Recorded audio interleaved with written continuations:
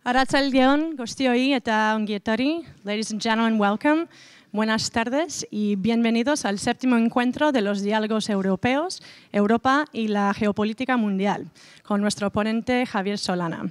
Los diálogos europeos es un encuentro entre los ciudadanos de Donostia San Sebastián, un proyecto dirigido por Governance Instituto de Gobernanza Democrática, con la capitalidad de Cultura para Europa 2016 y el Museo San Telmo. Es un ciclo que, como punto de partida, acepta que no hay una verdad absoluta y que es una tarea importante y fundamental en la sociedad tener una reflexión colectiva. Entonces, todos estáis bienvenidos, vuestras ideas, aportaciones. Procuramos que lleguemos a todas las preguntas y dudas, no solo en la sala, pero por las redes sociales. Si no llegamos a atender a todas las preguntas, queremos invitaros a debatir también por las redes sociales, por nuestra cuenta de Twitter, @EUDialogues, o por nuestro Facebook, European Dialogues. También con nosotras esta tarde tenemos a un artista que va a realizar una conceptualización artística en vivo, Ángel López de Luzuriaga, y también un bloguero para aportar su visión más objetiva de la discusión del debate, Enrique Fonseca, que es periodista y experto en la comunicación política. Nuestro moderador esta tarde es Juanjo Álvarez. Juanjo es catedrático en la Universidad del País Vasco en Derecho Internacional. Y Juanjo, paso la palabra. Eskerrik asko. Arratsaldeon guztioi, Europar elkarrizketen 7. saioan gurekin daukagu gaur Javier Solana. Ezaguna da eta eztabaidatzea gatoz, berarekin egon gea eguerdian bazkaltzen, eta esan digute, ondo entzuten da horrela? Bai, perdonar. Eguerdian egon gea bazkaltzen da, eztabaitzen ere, gure asmoa da 15 minutuko txarla bezala izango da, eta gero eztabaida sortzea.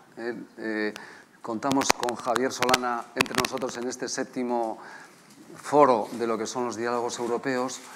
Javier Solana, físico ejerciente, de hecho en lo académico, antes de entrar en una dilatadísima carrera política e institucional, fue ministro de Cultura, portavoz del Gobierno, ministro de Educación y Ciencia y ministro de Asuntos Exteriores.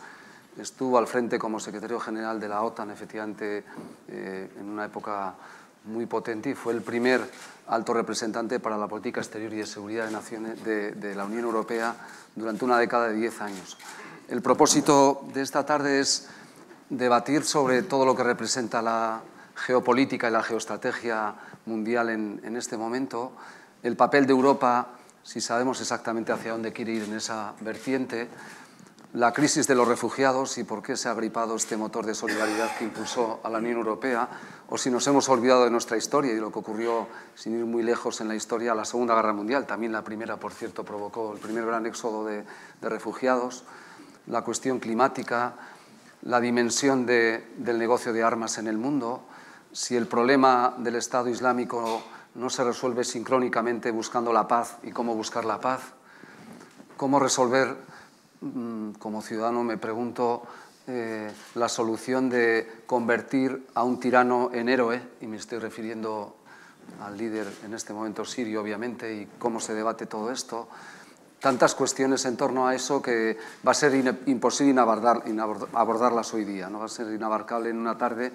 El planteamiento de Javier Solana era el de charlar durante 15 minutos en lo que es la exposición un poco de campamento base de todo lo que planteamos y a continuación debatir. Los diálogos europeos, no creo, y en la parte que nos toca a Governance, se caracteriza por partir de un principio de libertad de expresión. Y igual que tuvimos en la jornada con Barroso, hay un grupo que lícita y legítimamente plantea una oposición, no sé si a lo que representa la persona, pienso que no, sino a lo que ha podido desarrollar.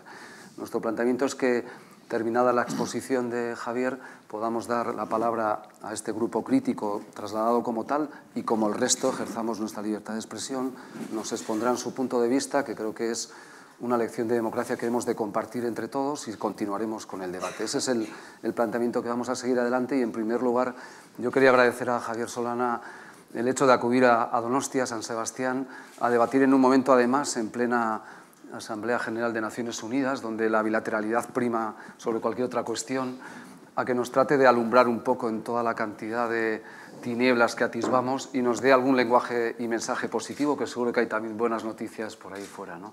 Javier, eskerrik asko, muchísimas gracias por estar con nosotros. Bueno, pues muchas gracias. Muchas gracias a todos los que habéis venido esta tarde a esta jornada, que no es la primera, sino que no sé qué número hace, y que me encanta poder participar en ella. Estoy encantado de estar en Donosti, una ciudad que me parece de las más bellas del mundo, y siempre que puedo me escapo. No es con mucha frecuencia que lo hago, pero bueno, pues con el tiempo la iré haciendo. Cuando me vaya jubilando más todavía de lo que estoy ya, vendré con más frecuencia. Bueno, de verdad que es un placer estar con todos ustedes, y voy a hacer lo que pueda para resumir en un tiempo que me dan relativamente corto, 15 minutos. Si me paso me llamas la atención, y porque lo más interesante es que tengamos una conversación inteligente y que saquemos alguna cosa en limpio. Bueno, sin más preámbulos, me meto en tema. Vamos a ver, Europa está en un momento difícil de cambio, como está el mundo en general. Me preguntaba un periodista antes que cómo veía la situación de Europa, y me hacía unas preguntas concretas y específicas, y le decía, imagine usted que le está haciendo esta misma pregunta al presidente de los Estados Unidos, al presidente de China. Seguramente le va a contestar de la misma manera. Estamos en un tiempo cambiante, muy difícil, nuevo, donde las cosas no solamente pasan de manera muy profunda, sino que pasan de manera muy rápida. El tiempo parece que se acorta y las cosas pasan más deprisa de lo que pasaban.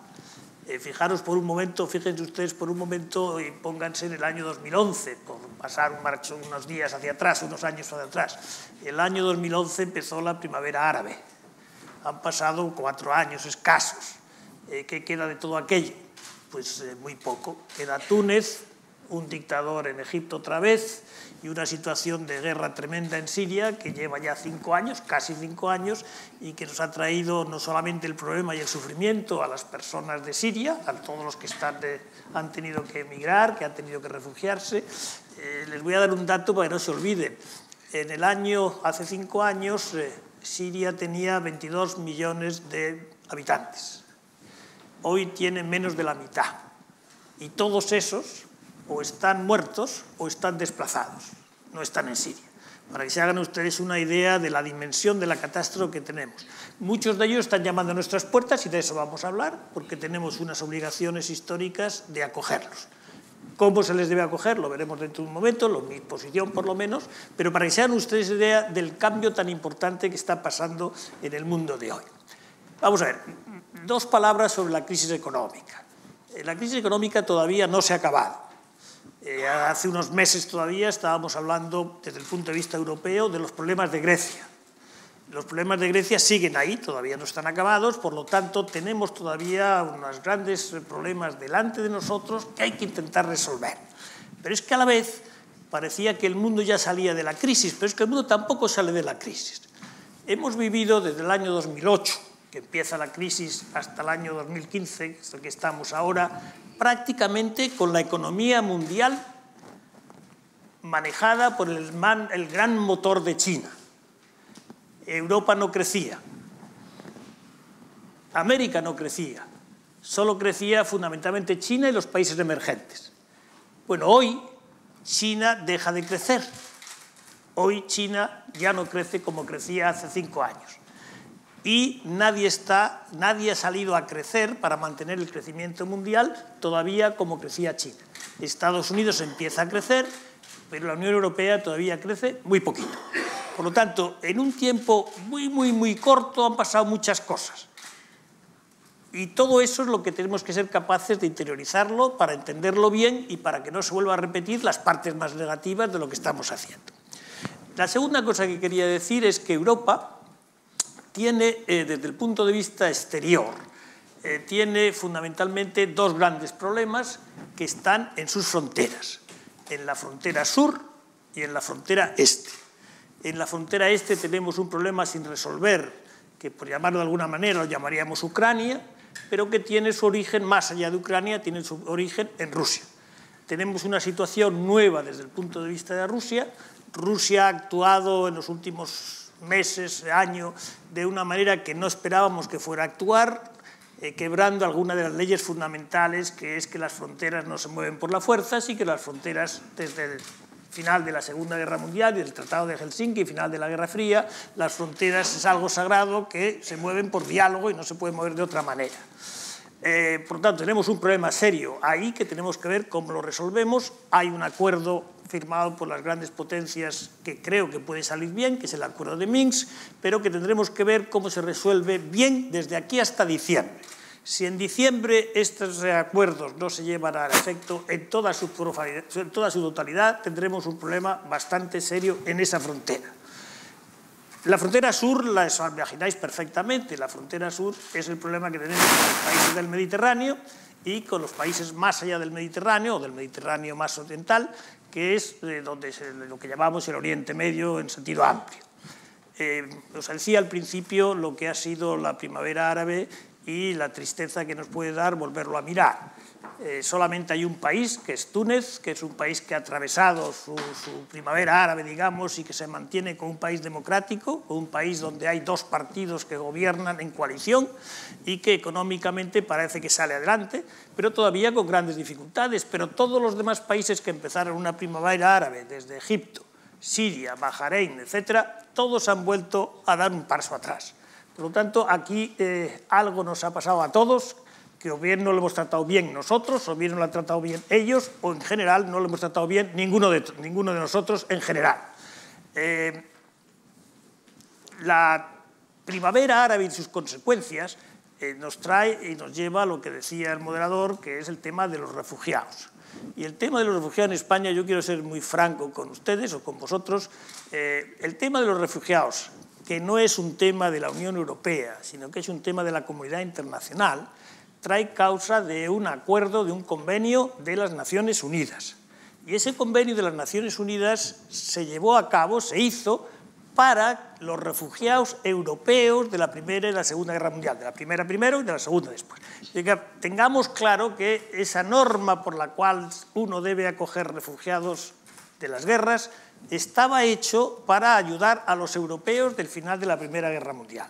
Por lo tanto, lo que no estaría bien, no sería razonable que hiciéramos, sería muy malo que lo hiciéramos, es que ahora cerráramos los ojos cuando son otros los que están necesitados de refugio. Por lo tanto, hay una llamada a la solidaridad en estos momentos a que nuestro país y en general todos los países y todas las poblaciones en que asuman esa responsabilidad con los refugiados. Los refugiados es un drama, pero que vienen de una causa, y la causa es la guerra, y la guerra de Siria. Por lo tanto, si somos inteligentes, tendríamos que poner tanta energía, tanta política, tanta ambición, tanta pasión para resolver el tema de los refugiados, como deberíamos tener en que separar a la guerra de Siria. La guerra de Siria es una guerra muy difícil, donde Europa puede jugar un papel, pero no solo Europa tiene que jugar un papel. Como habrán visto estos días, Rusia ha tomado unas decisiones importantes sobre Siria, que todavía no sabemos si van a ser parte del problema o parte de la solución. Ahora, como estamos, todavía no sabemos muy bien qué va a pasar con la posición que está tomando Siria. Ayer tuvo una reunión el presidente Putin con el presidente Obama. Lo que yo tengo de información es que no fue una reunión, no acabó bien, tampoco acabó muy mal, pero no acabó bien, no hay todavía una fórmula de solución. La Unión Europea tiene que tomar este tema en sus manos otra vez, recuperar un poco la fuerza intelectual para poder poner sobre la mesa un acuerdo potencial posible, que no es un trabajo ímprobo, es un trabajo que con tenacidad se podría llevar a cabo. Porque si no paramos la guerra, no paramos los refugiados, resolver el problema de los refugiados sin resolver la guerra, pues sería pan para hoy y hambre para mañana, para todos. Por lo tanto, esa idea de que los europeos tenemos que tener la fuerza para también ser capaces de ayudar a que esa guerra se acabe. Por fin, dos cosas más, porque ya debo llevar 10 minutos, ¿no? Por lo menos, ¿no? Dos cosas más que os quería decir. Vamos a ver, mirando hacia adelante, ¿qué tenemos que hacer? ¿Qué nos queda? Aparte de lo que acabo de decir, resolver los problemas de nuestra frontera. nos queda resolver problemas internos de la Unión Europea. Los problemas internos de la Unión Europea son de tres tipos. Primero, tenemos que acabar de resolver la crisis económica y acabar con todo lo que es el edificio de la Unión Monetaria, que no está acabado, pero que está ya casi diseñado para que se pueda acabar de aquí al año 2017. Esto es un poco el plazo que nos deberíamos de poner. Segundo, tenemos que hacer algo para acabar también de perfilar y de definir el mercado único de la energía. La energía hoy, concretamente los temas dedicados del petróleo y los hidrocarburos, es absolutamente fundamental el que la Unión Europea pudiera responder en las negociaciones globales con una política única de energía. No lo tenemos, hay que hacerla y hay que hacerla lo antes posible. Segunda cosa, tercera cosa, tenemos que ser capaces de ganar la batalla a todo lo que es el ciberespacio. Los temas de la comunicación, los Googles, todas estas cosas, que donde los Estados Unidos nos llevan una ventaja excesiva. Y si no somos capaces de acortar esa distancia, el mundo del futuro se nos hará mucho más lejano a cogerlo. Por lo tanto, esas tres cosas yo creo que son cosas que no deberíamos dedicarle mucho más esfuerzo de lo que le dedicamos, españoles y europeos en general. Y por fin, quisiera hacer una reflexión, a ver si me explico bien y me entendéis bien, porque no quiero ser ofensivo con nadie. Pero mirad, en la Unión Europea, si dijéramos, si hay alguna línea imaginaria que divide los distintos países, seguramente diríamos que hay una línea no muy clara, pero que está ahí borrosa, que es la diferencia entre el norte y el sur desde la perspectiva económica. Si leéis la prensa internacional, pues esa división entre el norte y el sur que pasa por Alemania, pues está más o menos en el ambiente y todo el mundo habla de ella. Pero ahora está saliendo otra línea divisoria que a mí me inquieta muchísimo. Y es una línea entre el este y el oeste de la Unión Europea. Es decir, la Unión Europea tenía unos países, los primeros países que fueron los fundadores, luego se amplió la Unión Europea a los países más del este de Alemania y todos se han acogido a la Unión Europea, están encantados en la Unión Europea, algunos están en el euro, pero sí hay una cosa que está empezando a pasar que me inquieta y me preocupa muchísimo y que se ha puesto de manifiesto de manera clarísima con dos cosas que nos han pasado y que he mencionado. Una, el tema de los refugiados. Dos, el tema de Rusia. Podéis imaginaros que no es lo mismo hablar de Rusia con un francés que hablar de Rusia con un polaco. El polaco ha vivido en el Pacto de Varsovia, el polaco ha vivido sometido a la Unión Soviética, y si algo pasa en relación con Rusia, la reacción de un polaco, la relación de un checo, la relación de un húngaro es distinta de la reacción de un francés, de un italiano o de un español. Hemos vivido menos esa tensión con Rusia y, por lo tanto, somos más amplios en nuestra mirada de relaciones con Rusia. Por lo tanto, podemos ver ahí una línea divisoria en relación con Rusia que me preocupa sobremanera, porque es la misma línea divisoria que encontramos con los refugiados. Los países que han sido más estrictos, más duros, menos generosos, menos abiertos a aceptar refugiados han sido los países del este de Europa. ¿Y por qué? Pues algo tiene que ver por la distancia. Ellos han vivido una temporada de su vida muy larga en el Pacto de Varsovia, donde no había refugiados, y nosotros en esas épocas ya aceptábamos refugiados en nuestro mundo. Y por lo tanto, ahí tenemos un paso que va cambiado, que no van al mismo ritmo unos países que otros. Ahora tenemos que ser capaces de ver cómo evitamos que esa división se produzca. Porque si tuviéramos esa división, sería una división muy profunda. Es decir, tendríamos con Rusia y la tendríamos también con los refugiados. Para que os quedéis con una idea, tomar un país, por ejemplo, Bulgaria. Bulgaria es un país que hoy es miembro de la Unión Europea, que si lo ponéis en el mapa está bastante al este, pero que fue parte del Imperio Otomano. El Imperio Otomano estaba en mano de los turcos, del mundo islámico, y se construyeron su Estado-nación frente al Imperio Otomano. Nosotros lo hicimos hace muchísimos más siglos, pero ellos lo hicieron hace muchos menos siglos. Y por lo tanto tienen todavía un sentido de recibir otomanos, digamos, parte del mundo árabe, mucho más susceptibles al no que al sí. Por tanto, vemos que hay todavía diferencias en el seno de Europa muy interesantes, pero que pueden dificultar también la marcha colectiva. Por tanto, y con esto acabo, deciros que tenemos delante de nosotros en los próximos años, de aquí al 17, las siguientes elecciones. El año que viene tenemos elecciones en España, en Polonia, fundamental, en Polonia la tenemos el día 20 de octubre, de este próximo octubre. Y las elecciones en Polonia van a dar seguramente un resultado para mí no bueno. ¿Qué quiere decir para mí no bueno? Que va a ser un resultado de un gobierno menos proeuropeo. Polonia es un país capital, porque es el país que dirige o que de una forma representa de una manera la parte más este de Europa. Entonces la posición de Polonia es muy importante. Polonia tiene 40 millones de habitantes, es como España, más o menos, en población. Es un país para nosotros lejano, pero que debiera ser más querido de lo que es, porque somos bastante parecidos en muchas cosas y estamos uno al sur y otro al este de Europa y podríamos jugar, si jugáramos bien nuestras cartas, a hacer algunas cosas bonitas en Europa para su mejora. Pero esas elecciones van a traer un gobierno más conservador y va a ser un gobierno seguramente más populista. Y nos vamos a encontrar una Polonia que no se va a convertir en Hungría, que sabéis lo que está pasando ahora en Hungría, pero sí va a moverse en un nacionalismo más profundo y una vuelta, alguna mirada más atrás. Por lo tanto, estas elecciones tenemos que ver cómo las gestionamos desde las autoridades europeas, porque pueden ser unas elecciones difíciles de gestionar. Hay elecciones españolas antes, que lleguen a esas, y después hay varias elecciones más. Pero el año siguiente, el año 17, hay elecciones en Francia, y fijar lo que es Francia hoy. Si Francia hubiera elecciones hoy, podríamos tener un gobierno de extrema derecha. Podíamos tener, al menos para la presidencia de la República, posiblemente competiría alguien con una persona de extrema derecha. Imaginaros lo que eso es desde el punto de vista de riesgo para un país tan importante como Francia, si tuviera ese paso atrás en la dirección hacia el populismo de extrema derecha. El nombre de la persona que pudiera ser pues es bastante conocido, ¿no? Se llama Le Pen, que no es un nombre que nos caiga bien a la mayoría de los que estamos aquí.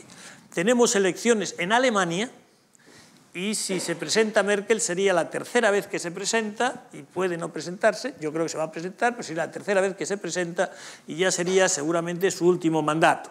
Pero hay elecciones a la vez en Francia y en Alemania.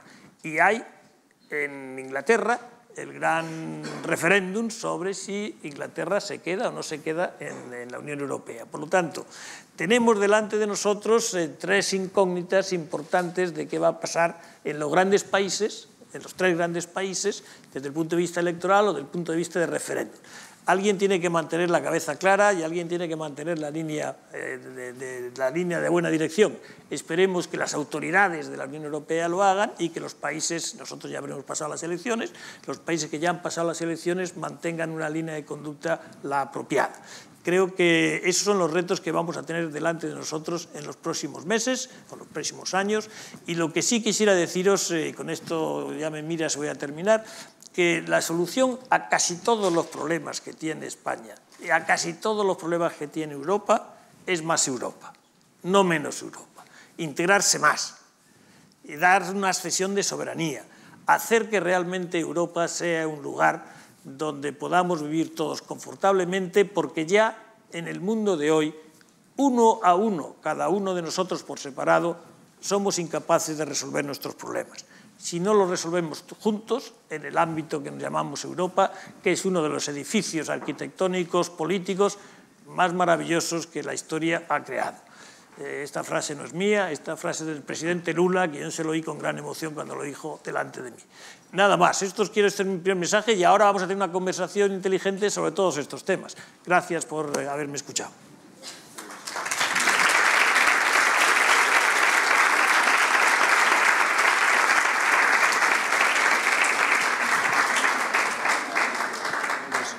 Tenemos por delante una hora, pero previamente teníamos la palabra dada a Joseba zurea da hitza, nahi baduzu irakurri edo honea etorri edo nahi duzuna. Bai, itxoin, bai, mikrofono.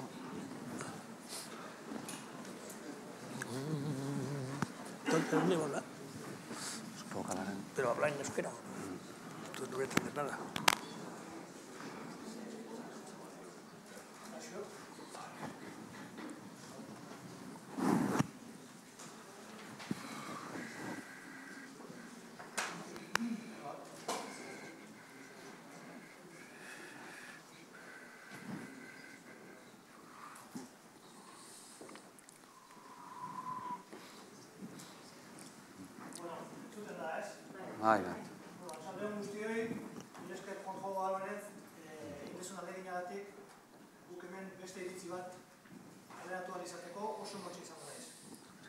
Bueno, hablaré en castellano porque supongo que Javier Solana no sabe euskera y no nos podría entender. Es usted la estrella de esta tarde. Nosotros solo queremos poner un contrapunto al discurso. Somos 3 miembros de una concentración que viene del exterior. Tenemos una visión crítica de lo que ha sido el papel de la OTAN, incluso la actitud política o el papel político de Javier Solana, lo cual no es ningún pecado. Bueno, nosotros vamos a decir 3 o 4 cosas solamente. Nosotros consideramos los que estamos fuera que la NATO, la OTAN, no es precisamente un instrumento desde nuestro punto de vista dedicado a la paz, sino más bien un instrumento de la guerra. Y hemos visto que durante todos estos años tenemos el caso de Yugoslavia, el de Irak, el de Afganistán y más cerca, si queremos, el de Ucrania, el de Siria, que ya ha sido citado, en los cuales se ha declarado prácticamente, se ha llevado a la guerra, ¿no? Y nosotros consideramos que la guerra no trae más que miseria, no trae más que muerte, y entonces los que estamos ahí fuera somos de los que decimos no a la guerra y por lo tanto decimos también no a la OTAN. Pero también el señor Solana ya se acordará que en el Estado español ha habido 2 referéndums importantes, uno es la de la Constitución española y la otra la de la OTAN, precisamente. Y aquí en Euskal Herria, tanto la Constitución como el referéndum de 1986 de la OTAN, hubo una mayoría de la población vasca que se posicionó en contra del ingreso del Estado español en la OTAN. Bueno, no somos un país soberano y desde ese momento estamos incluidos en la OTAN, algo que no nos gusta ni pensamos que es lo que piensa la mayoría de este país. Si no era suficiente, tenemos además el campo de tiro de las Bardenas. Entonces tenemos aquí en Nafarroa un enorme campo de tiro que ha sido normalmente y habitualmente utilizado por la OTAN para hacer sus experiencias, sus pruebas militares, incluso con armas de fuego real, con bombardeos. Ha habido reiteradas protestas para que ese campo fuese desmantelado, que no se utilice para preparar las guerras. Y constatamos que ahora estamos ante una nueva maniobra militar que se llama Tridente Junctur 2015, con 30.000 hombres que también tendrán en uno de sus escenarios las Bardenas, que van a ser una vez más utilizadas, ¿no? Entonces nosotros, como vascos y como navarros, no queremos que nuestro territorio sea utilizado para la preparación de las guerras y para el entrenamiento de militares, ¿no? Y finalmente, y acabamos con esto, pues por todas esas razones y teniendo en cuenta que el señor Solana fue en su día, a pesar de que fue el hombre que escribió en su día las 50 razones para no ser miembro de la OTAN, terminó siendo su secretario general durante bastantes años, 5 si no recuerdo, y después Mr. Pesk, de Política de Seguridad y Cooperación Interno, Eurofor, comandante, es decir, usted ha representado unos 10 o 15 años de política concreta en el área de seguridad y en el mando europeo, ¿no? Nosotros tenemos una visión muy crítica de todo ello y por eso hemos querido hacer esta concentración y darles a entender a ustedes que hay un discurso que es el de Javier Solana, muy bien, pero hay un contrapunto de los que estamos fuera, que es tener otra visión de la realidad de la OTAN y de la política que ha tenido el señor Javier Solana. Sin más, os dejamos y muchas gracias por darnos la palabra. Muchas gracias.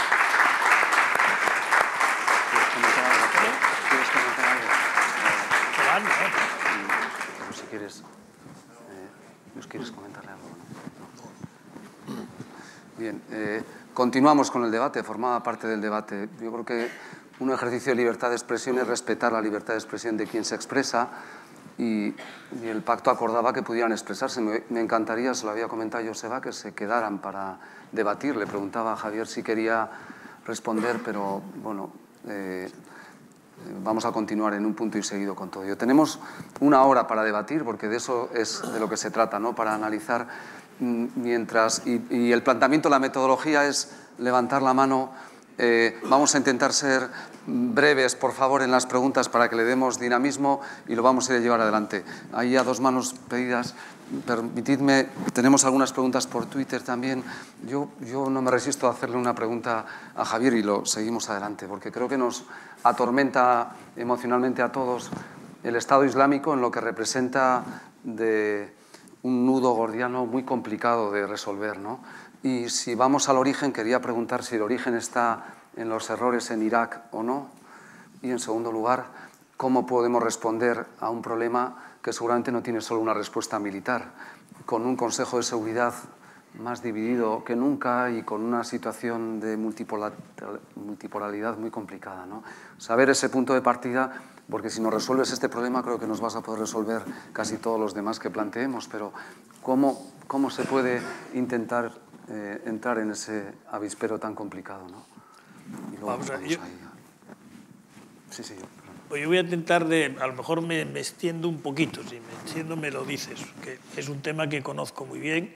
He estado con mis manos metidos en la masa, hasta ayer, así que os voy a contar lo que yo sé y cómo yo lo veo. Yo creo que tenéis que saber que el Estado Islámico no son un grupo de gentes que han salido de España y de Francia y de Inglaterra, que estaban exilados allí o que estaban jóvenes emigrantes, etc. Eso no. El Estado Islámico tiene un ejército bien organizado. Y tiene el ejército bien organizado que el error que se hizo por parte de Estados Unidos en la guerra de Irak fue, una vez derrocado Saddam Hussein, quitar de cualquier puesto de responsabilidad a nadie que hubiera tenido un puesto de responsabilidad en el régimen de Saddam Hussein. Con lo cual, cuando hicieron todo eso, encontraron que no había nada para construir un Estado. No había nadie ni había nada para construir el Estado. Esas gentes estaban en las cárceles, llegó ese vacío, lo ocupó una parte de dirigentes que tenían alianzas con Irán, y el primer ministro Maliki, que seguro algunos de ustedes os recuerde su nombre, pues hizo una política enormemente sectaria a favor de los chiitas y en contra de los sunitas. Saddam Hussein era sunita y en la cárcel estaban los sunitas. Bueno, con el tiempo, las personas que estaban en las cárceles se pudieron ir escapando de las cárceles y había generales, coroneles, tenientes coroneles, altos funcionarios, etcétera, del antiguo régimen de Saddam Hussein. Y todos esos han sido los que de una manera importante crearon la base fundamental de ISIS. Es decir, ISIS no solamente es gente cogida de las calles de aquí y de allá, sino que también es una estructura capaz de planificar, capaz de gestionar y capaz de llevar una campaña militar adelante. De lo contrario, hubiera sido imposible que hayan tenido un territorio como han tenido. Y tienen un territorio de Irak importante, una parte importante del territorio de Irak y una parte muy importante del territorio de Siria. ¿Cómo lo podríamos arreglar? Yo creo que contra ISIS hay que pelear seriamente. Hay que pelear seriamente. No hay que pelear solamente militarmente, pero hay que pelear muy seriamente. ¿Y por qué? Voy a deciros cómo yo lo haría. Lo que tenemos en ISIS son personas musulmanas pertenecientes a la rama sunita del Islam y radicales. Pero también hay en el Mediterráneo, en la zona de Oriente Medio, hay personas que son sunitas y que no son radicales. Los tienes, por ejemplo, en Jordania, los tienes en Egipto, los tienes en Turquía, etc. Hay en muchos sitios. La batalla que tiene que darse es entre sunitas moderados y sunitas radicales. Y esa es la batalla que tienen que ganar los moderados. Los demás, el resto del mundo, podemos ayudarles, pero no podemos dirigir esa batalla. Si fuéramos nosotros los que dirigiéramos esa batalla, es decir, los americanos o los europeos, antiguas colonias coloniales, algunas potencias coloniales, sería la vuelta a lo que ellos están haciendo la publicidad. Ellos están criticando que las cruzadas han vuelto. Y fijaros si ellos predican que las cruzadas han vuelto, si somos los cruzados somos nosotros, como podéis imaginar, si los cruzados somos los que ganamos la guerra. Es decir, nunca sería esa guerra, nunca se terminaría. Volvería a salir por otro sitio. Habría vasos comunicantes por otros sitios de radicalidad que seguirían saliendo. Por lo tanto, no se puede ganar esa guerra si no hay una participación grande de los sunitas moderados. Lo que pasa es que los sunitas moderados son muy complejos, porque en el bando de los sunitas moderados están Arabia Saudita. Pero Arabia Saudita, como sabéis, ha financiado muchos extremismos en el campo de las sunitas. Por lo tanto, la división, la clara división, quiénes son los moderados y quiénes son los no moderados, es muy difícil.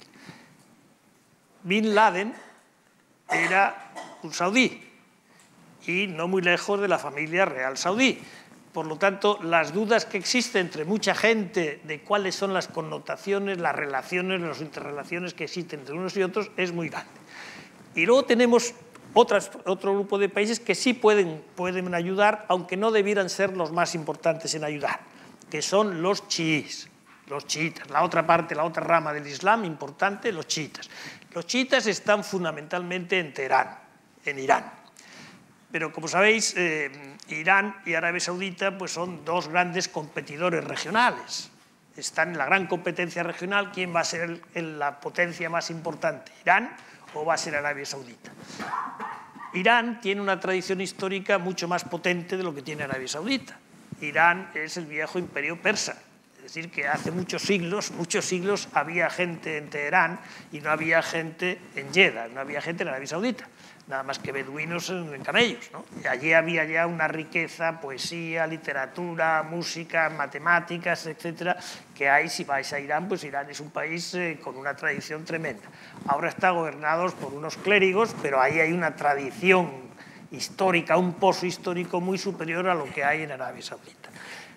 Por lo tanto, habría que llegar a ese acuerdo que pudiera hacer que los chiitas de Irán pudieran ayudar también a los sunitas moderados para desplazar a los sunitas más radicales. Yo creo que eso va a pasar. No sé si habéis seguido lo que está pasando en Naciones Unidas estos días, pero ha habido 3 discursos que me gustaría de ayer, algunos de los cuales los voy a comentar porque son importantes.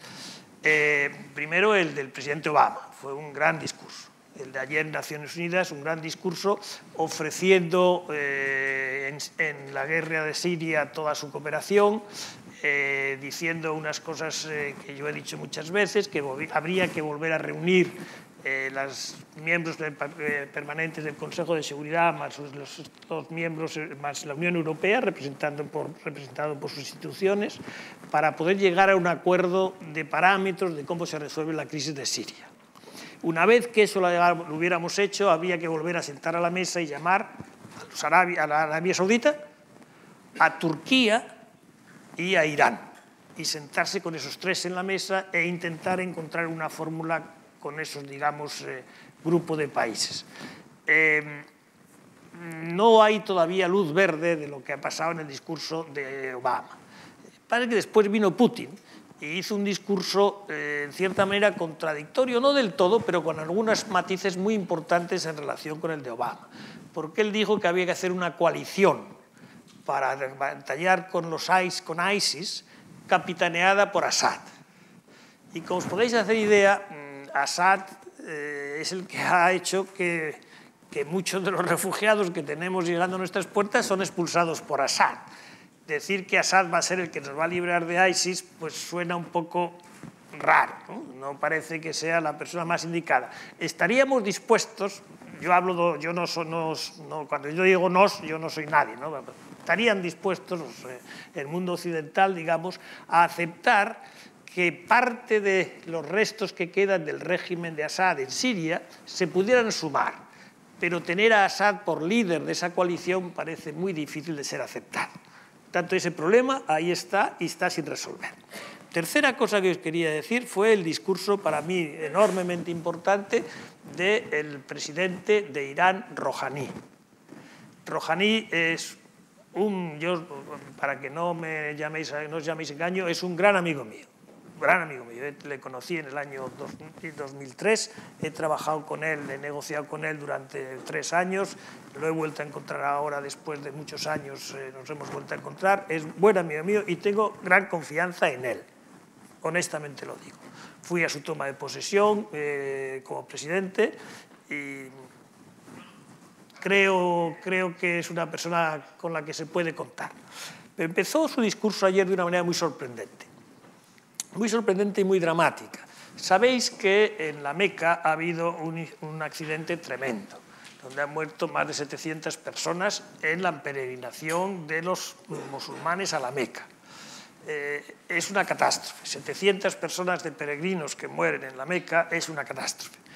Y entre los peregrinos hay chiitas y hay sunitas. Es decir, había gente que era iraní. Y empezó su discurso diciendo, lamentando la muerte de sus compatriotas y diciendo que la gestión de las peregrinaciones a la Meca por parte de Arabia Saudita no estaba bien hecha y que culpaba a los saudíes de no haber gestionado bien todo eso. Bueno, os podéis imaginar a dónde sube la tensión cuando desde la sala de Naciones Unidas, de la Asamblea de Naciones Unidas, sale el presidente de Irán y dice que Arabia Saudita no ha gestionado bien los territorios religiosos sagrados del Islam.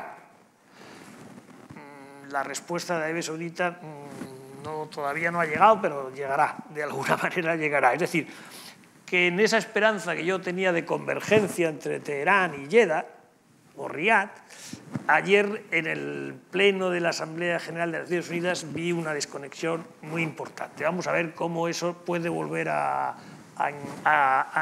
encontrarse, pero lo veo un poquitín más difícil con eso que pasó ayer. Y por fin estuvo la intervención del presidente chino, que fue la más convincente y porque hizo un ejercicio de poner China a implicarse en las Naciones Unidas a un nivel mucho mayor del que tiene. Fijaros bien que los cascos azules que hay en el mundo, en este momento, el número más alto es de chinos. Es decir, cuando decimos que China no se implica en la globalización, pues en Naciones Unidas se implica y se implica mucho. Bueno, no sé si es el que más, pero de los que más. No me citéis los números porque no me los sé de memoria, pero vamos, que tengáis una idea que están implicados en estas cosas, ¿no? Y puso a su disposición también sus ganas de cooperar en el Oriente Medio. Quizá os sorprenda que China, que está muy lejos, diga que quiere incorporarse a encontrar la estabilidad en Oriente Medio. Y diréis, oye, qué generosidad más grande.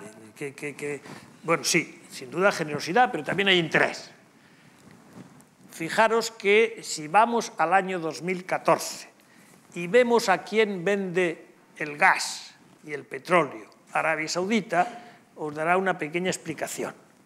Estados Unidos eran los gran compradores de gas y de petróleo del Golfo, y fundamentalmente de Arabia Saudita.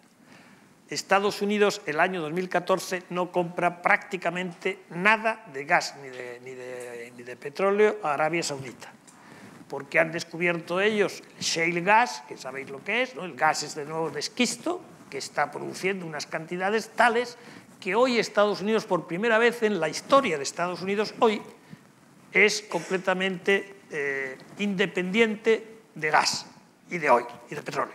Es decir, no tiene que comprarle a nadie. ¿Y qué ha pasado con todo eso? Pues imagínate lo que puede pasar, que las relaciones entre Arabia Saudita y Estados Unidos objetivamente decaen, aunque subjetivamente se mantengan, pero objetivamente por los intereses decaen. ¿Y quién entra a llevarse el gas y el petróleo de Arabia Saudita? Pues China e India. Entonces, China se está llevando la parte más importante de lo que exporta Arabia Saudita de su producción, que antes se vendía a Estados Unidos. Por lo tanto, para que hagáis una idea de las interrelaciones que existen en el mundo de hoy tan complejas, tan difíciles de entender si no te paras un poco a mirar las interrelaciones que existen en el mundo de hoy. Fijaros, en el mundo de hoy estamos tan interdependientes que cualquier acción o cualquier omisión se refleja en el resto del mundo. Acciones y omisiones. Hacer o no hacer, las dos cosas en un mundo tan globalizado como el que estamos, tan interrelacionado como el que estamos, no se queda donde se produce, sino que se expande prácticamente por el mundo en su totalidad. Y esto es lo que nos está pasando y es muy difícil de hacerlo. Y los europeos o somos capaces de darnos cuenta de eso y reaccionar de esa manera, o acabaremos saliendo de ser un grupo de países importantes con una voz propia y con una voz que se escuche y con una voz de civilización, de solidaridad, de libertad, que es lo que somos. Me he extendido mucho y perdona. Es un tema no solo militar y, por tanto, no lo es. De momento nos has permitido nos has hecho de serpa para tratar de encontrar muchas claves. Había dos preguntas presenciales, hay preguntas también de papel, pero voy a dar, habría un primer turno luego, Borja. Si podéis presentaros o no, como queráis, y tratemos de darle dinamismo y marcha en lo posible. Tenemos por ahí el micrófono y... A ver, ¿se oye? Hola, arratsaldeon, y gracias por venir. Me ha llamado la atención que al enumerar los retos de la Unión Europea no haya aparecido el de la integración política. Sí la económica y sí otros aspectos, y la pregunta es si ya hemos renunciado a eso por imposible. No, es que... Y la incidencia que eso puede tener, especialmente, por ejemplo, si el Reino Unido se despega el año que viene, en la política internacional, seguramente lo sabrá mucho mejor que cualquiera que está aquí, en tener una única voz en el mundo, ¿no? El aspecto más político de la integración de la Unión Europea. Cargas. Bueno, perdonar si no, yo la integración política la he dicho en mis últimas palabras. Integración, creo que han sido mis últimas palabras. Eso es lo que quiere decir el sombrero de todo ello, la integración política. Perdonar, he puesto más las partes del todo y no he dicho el todo, pero el todo, por supuesto, yo lo he dado porque se entendía. Perdóname si no lo he dicho bien. Vamos a ver. Europa tiene una voz única en el mundo. Hombre, única no la va a tener nunca, como no la tiene. Hombre, no hay un presidente Obama de los Estados Unidos, no hay esa figura. No hay un presidente chino de los Estados, ni hay un presidente indio. Europa no es un Estado-nación, es una figura mucho más interesante, mucho más sofisticada, mucho más adaptada al mundo del mañana, seguramente, pero no es un Estado-nación. Es la suma de las transferencias de soberanía voluntarias de muchos estados y que es más que la suma de cada uno de ellos. Eso es lo que es Europa, digamos. Bueno, eso de lo que es Europa no tiene una representación tan clara como lo tiene el presidente de Estados Unidos, porque nosotros no votamos al presidente de la Unión Europea, ¿no? Votamos a cosas intermedias, a los parlamentarios eligen a los comisarios, etcétera, etcétera, pero son de segundo grado. Más adelante quizá podamos hacerlo mejor, pero ahora sí está. Por lo tanto, no esperemos que una voz europea sea como la voz del presidente chino. El presidente chino habla en nombre de miles de ciudadanos y el presidente de Europa no habla en nombre de los 500 y pico habitantes que tiene Europa. 500 millones, vamos. Bueno, pero dentro de eso es muchísimo lo que se ha avanzado, pero muchísimo. Mira, yo fui el primer alto representante de la Unión Europea y yo he representado a la Unión Europea en las reuniones más importantes que podáis imaginaros, con China, con India, con los Estados Unidos. Y lo que pasa es que hay que ser capaz, vamos a ver, me voy a poner ejemplos muy grandes. Las negociaciones con Irán, yo representaba a la Unión Europea y llegué a representar a la Unión Europea, a China, a Rusia y a los Estados Unidos. Yo la representaba. En este caso era yo, pero podía haber sido otra persona. Es decir, que yo cuando lo vuelvo a pensar no me lo creo. Que yo me sentaba en una mesa y lo que yo decía era la convergencia de todo lo... Y enfrente tenía a un iraní con el que negociaba. Es decir, que hay mucho más de lo que a veces se cree. Lo que sí es verdad es que no somos un Estado-nación y por lo tanto no tenemos las voces y las claridades y las líneas limpias que tiene la cadena de mando político que tiene un Estado-nación, el presidente, el primer ministro, los ministros, etc. Eso no lo tiene la Unión Europea todavía y tardará mucho en tenerlo. Nunca será un Estado-nación, afortunadamente. Yo creo que es mucho mejor tener una institución nueva que se construye a partir de cesiones de soberanía de cada uno de sus miembros. Fijaros lo que es, voluntariamente estamos cediendo soberanía a una entidad superior. Bueno, es que eso es la mejor manera que podíamos tener, si pudiéramos imaginarnos que el mundo pudiera ir por una buena dirección, esta sería la mejor. Que en Asia, ASEAN, por ejemplo, que es el grupo de los países más parecido a lo que es la Unión Europea, pudieran avanzar de esa manera, que en África como la Unión Africana, pudieran avanzar de esa manera. Sería un mundo con menos interlocutores para hacer las grandes decisiones y, por lo tanto, más eficaz en muchísimas cosas. Pero bueno, la Unión Europea, vamos a ver, ¿me permitís una pedantería? Sí, ¿no? ¿Verdad? Una. Yo soy de formación como Pedro Echenique. Yo he sido, como Pedro Echenique, un catedrático de física. A Pedro Echenique lo conocéis muchos, ¿no? ¿Sabéis quién es, no? Bueno, es uno de mis grandes amigos como físico, no como político, que él también fue político en su momento, fue ministro de Educación con Garaycochea. Pero vamos a ver, si pensamos en la naturaleza está originalmente formada por átomos. Es decir, y hay tantos átomos en la naturaleza, hay como 160 o 170, no me acuerdo exactamente, pero por el orden de 100 y pico. Y en Naciones Unidas hay como casi el mismo número de países que casi elementos hay en el sistema periódico de los elementos químicos, físicos. Bueno, no exacto, no creáis que voy a... Pero fijaros la inteligencia de la naturaleza. La inteligencia de la naturaleza es que cuando muchos átomos están, dicen, oye, vamos a juntarnos. Y se juntan y forman moléculas. Y se forma el agua, y se forma el nitrógeno con oxígeno, y se forman muchas cosas, y el fósforo y no sé qué. Y cuando se forman muchas, y se juntan, se forma el DNA. Y el DNA es el origen de la vida. Es decir, que de unas cosas atómicas, átomos, se llegan a construir magníficas moléculas extraordinariamente útiles como es la vida. O el agua y la vida.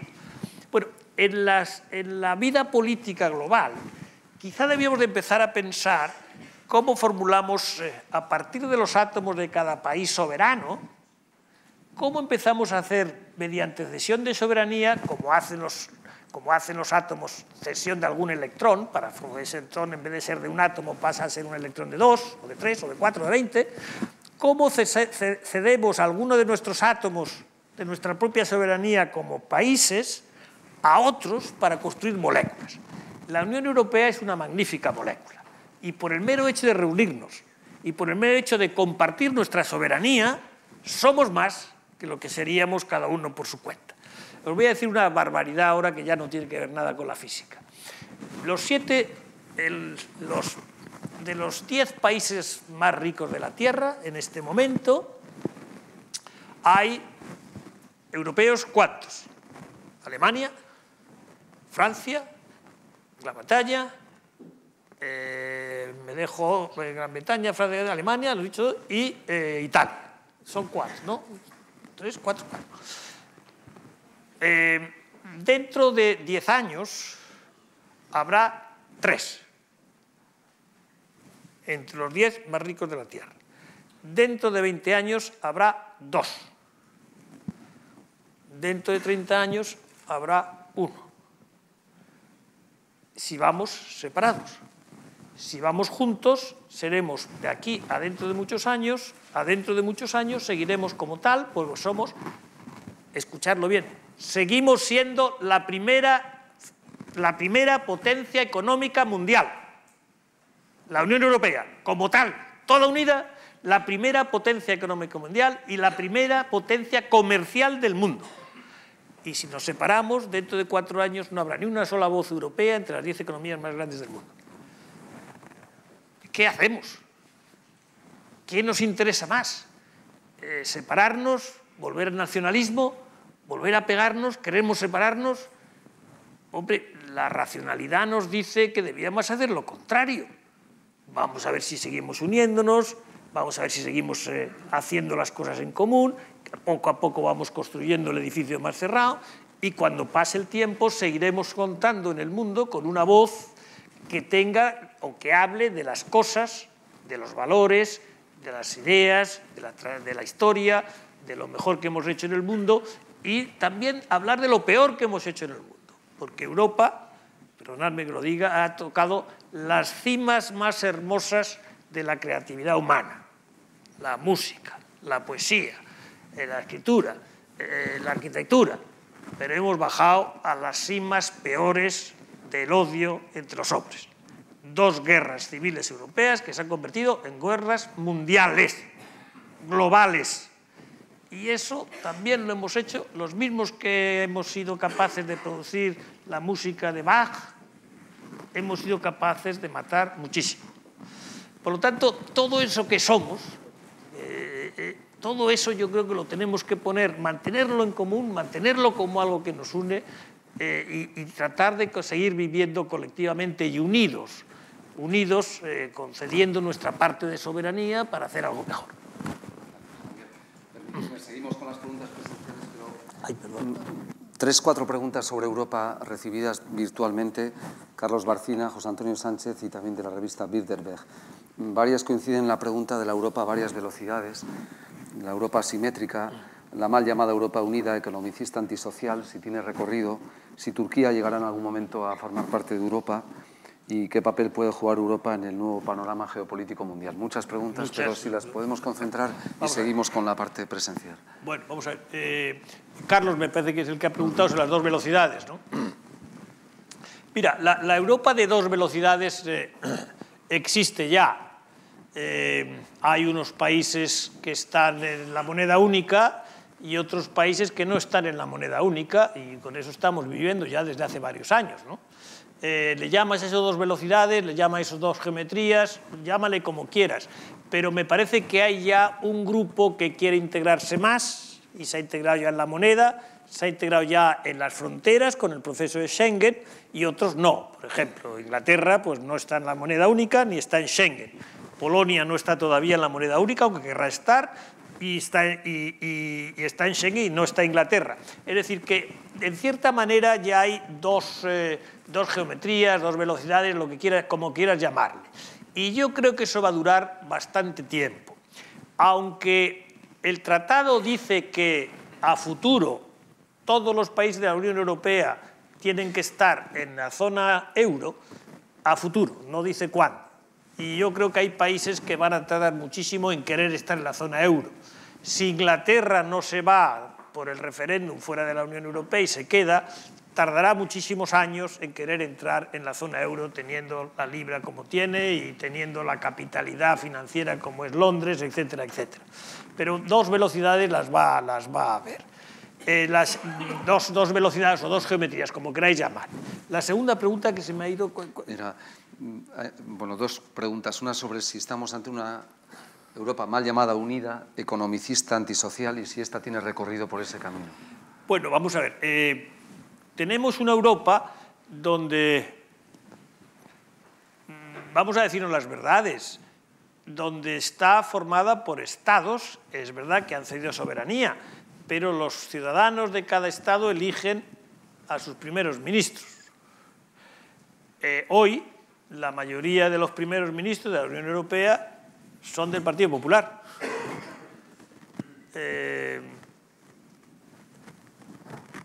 Silencio. Incluido el nuestro. Si queremos decir que están mal hechas las cosas, empecemos por nosotros mismos. No podemos hacer otra cosa. Así que realmente tenemos la Europa que los ciudadanos han elegido cada uno en su país. Los que son las personas que tienen responsabilidades institucionales europeas, hay un cristiano demócrata, hay un socialdemócrata y hay otro cristiano demócrata. Es decir, tienen 2 los cristianos demócratas y uno los socialdemócratas, pero porque tienen más peso los cristianodemócratas, los liberales o los como le queráis llamar, que lo que tienen los socialdemócratas. Por lo tanto, vamos por la vía por donde van la mayor parte de los ciudadanos de los países.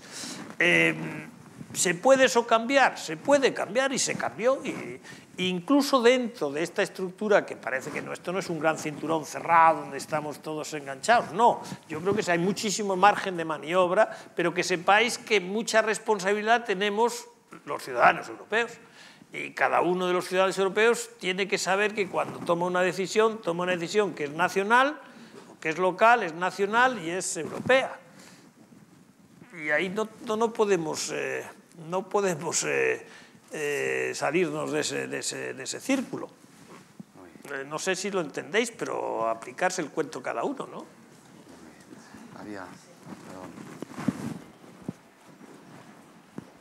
Sí, hola, buenas tardes. Soy de Radio Nacional. Me gustaría formularle un planteamiento de orden ya más interno de cara a los problemas territoriales que tenemos aquí en España. En el caso de... Espera, luego al final. Yo no he venido a hablar de... Cataluña... A ver, no, estamos hablando... Yo luego al final, si quieres, sí, pero no nos perturbe Estamos hablando de Europa todavía. Cuando hablar de otras cosas, hablamos luego. ¿No le importa hablarlo al final? Lo que pasa es que estamos a las puertas de un informativo y, claro, sí que nos gustaría conocer un poco su opinión al respecto. Bueno, pero vamos, esto es una rueda, no es una rueda de prensa, vamos. No, pero es que no hemos tenido la oportunidad de planteárselo anteriormente. Pero puede responderlo ahora. Venga, ¿cuál es la pregunta? ¿Cuál es la pregunta en concreto? La pregunta es que cómo se debe gestionar el problema territorial de Cataluña y de Euskadi en el día después de las elecciones de Cataluña. ¿Cómo cree usted que se debe abordar esa aspiración soberanista del pueblo catalán? Mediante el diálogo.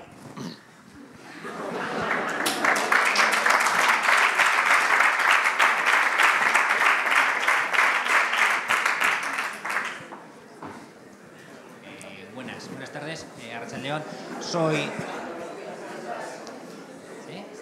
Soy Borja Iriarte y soy magistrado. Y bueno, se me ocurren muchas preguntas, pero una cosa que me preocupa, que ha dado vueltas, es la situación de la Unión Europea. No tanto el eje que la recorre de oeste a este, que creo que es un problema económico, no tanto de concepto, sino el eje que la recorre de norte a sur, el eje que puede ser Oder-Neisse, volvemos, porque está por ahí más o menos la frontera. ¿Qué va a pasar? Es decir, la crisis de los refugiados no ha dado más que lugar a que veamos en público una realidad, que es que el este de Europa tiene otro concepto. Creo que ha sido Hollande el que ha llegado a decir en público, si no están de acuerdo, márchense. O Valls, un político francés, ¿no? Es decir, ¿qué efectos va a tener? Está teniéndolos, sobre eso Juanjo sabe mucho, en los reglamentos europeos. Polonia, por sistema, veta todos los reglamentos de derecho civil, porque su concepto de familia es distinto. No voy a decir si es mejor o peor, pero es distinto al de otros países. Entonces, ¿qué efectos creo que va a tener? ¿Va a parar eso la Unión Europea? Porque para mí es más problemático eso que lo de Inglaterra, que el referéndum de Inglaterra que va a acabar en, yo creo que va a acabar en nada. Pero ahí sí que veo que hay un problema gordo. ¿Cómo lo ve usted? Yo también, y lo he dicho en mi primera intervención, ¿no? Que veo ahí una línea que no me gusta mucho, que no quiero llamarle línea todavía, pero que es una zona ahí gris que pasa, no digo si por esas divisorias que tú le has dado un nombre, no me atrevería a poner dónde está la divisoria, porque Polonia a veces no está, pero a veces también está.